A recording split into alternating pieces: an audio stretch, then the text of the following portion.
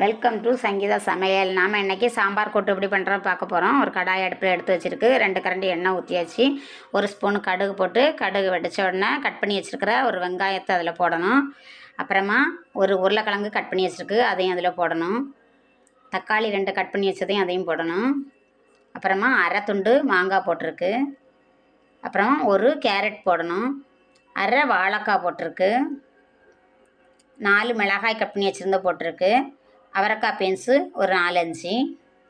அப்புறமா ஒரு சின்ன குட்டி கேப்சிகம் போட்டிருக்கு. போட்டு ஒரு 2 டம்ளர் தண்ணி வச்சு ஒரு 10 நிமிஷம் முடி போட்டு வேக விடுவோம். அப்புறம் கொஞ்சமாக கிண்டி கொடுக்கணும். அப்புறம் கொஞ்சமாக உப்பு போடணும். அப்புறம் கட் பண்ணி வச்சுருக்கு கத்திரிக்காய் 4, அதை கொஞ்சம் நேரம் கழித்து தான் போடணும். முதல்ல போட்டால் நல்லா வெந்து மசிஞ்சிரும்.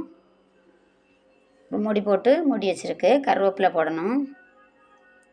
சாம்பார் பொடி கொஞ்சமாக சாம்பார் பொடி போட்டு நல்லா கிண்டி கொடுக்கணும். அப்புறம் கொஞ்சம் மல்லி இலை கட் பண்ணி வச்சுருக்கு, அதையும் மேலே நல்லா தூற்றி கொடுக்கணும். நல்லா மாற்றி மாற்றி நல்லா கிண்டணும். அப்புறமா ஒரு 3 ஸ்பூனு தேங்காய் எண்ணெய் ஊற்றணும். சுற்றி நல்லா ஊற்றிட்டு நல்லா கிண்டி கொடுக்கணும். நல்ல சூப்பரான காரசாரமான சாம்பார் கூட்டு ரெடி. நீங்களும் இதே மாதிரி செய்து பாருங்கள். இந்த வீடியோ பிடிச்சிருந்தா லைக் பண்ணுங்கள். இதே மாதிரி இன்னும் நிறைய வீடியோஸுக்கு சேனலை சப்ஸ்கிரைப் பண்ணுங்கள்.